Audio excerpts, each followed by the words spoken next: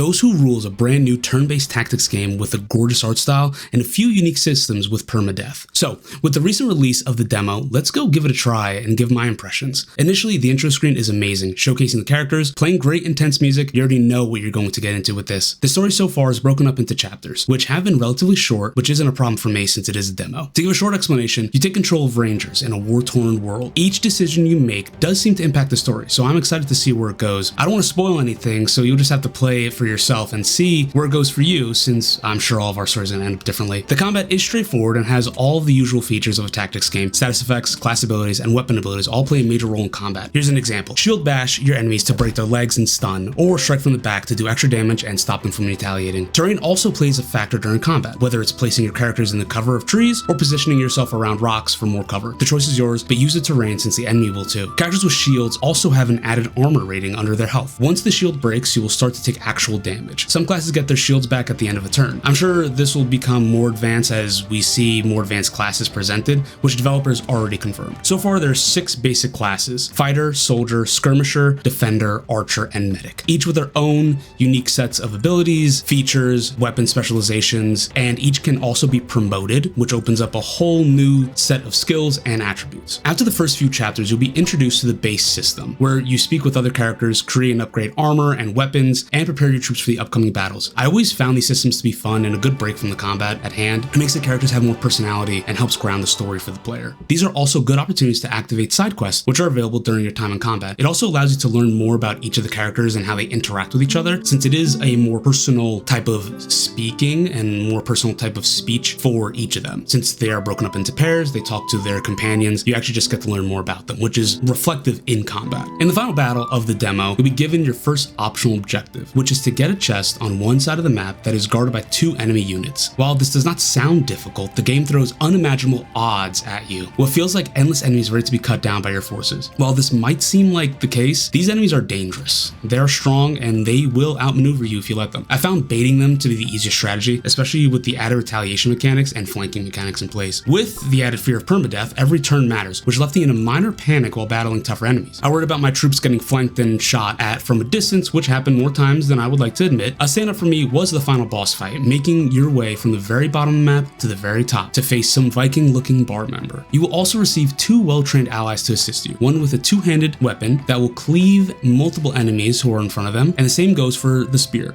being able to pierce through 2 enemies. By the end of this, I was screaming. It was absolutely insane trying to bait out the enemies and keep my troops alive since, permadeath is still active. Honestly, I lost one of the members that they gave you, and you know what? I took it in the chin. I was like, this is it. This is fine. We're just gonna take it and we're gonna keep rolling with it. Also, I'd like to note that Marcus, one of the main characters, looks like Thorfinn from Vinland Saga, sorry, and I just can't get that out of my head. Every single time he came on screen, I was like, this is Thorfinn, but he's using an axe instead of 2 daggers. But you know what? That's fine. So a few things I'd like to note about my time with the demo. Overall, it is pretty hard. I would say that this is a difficult game, but it's very rewarding. The demo took me about an hour to get through. The character art is gorgeous. I really like the style that they're going for, and also really like the style when you enter combat with the hex grid. It's very reminiscent of Final Fantasy Tactics and Fire Emblem in the sense of just maneuvering your characters, and also the leveling system. Every single time you do an action, hitting, healing, etc., the more XP you get. Overall, I think this is a great start to a tactics game. I want to see how the story plays out, and I'm curious if I can keep all my troops alive throughout the story,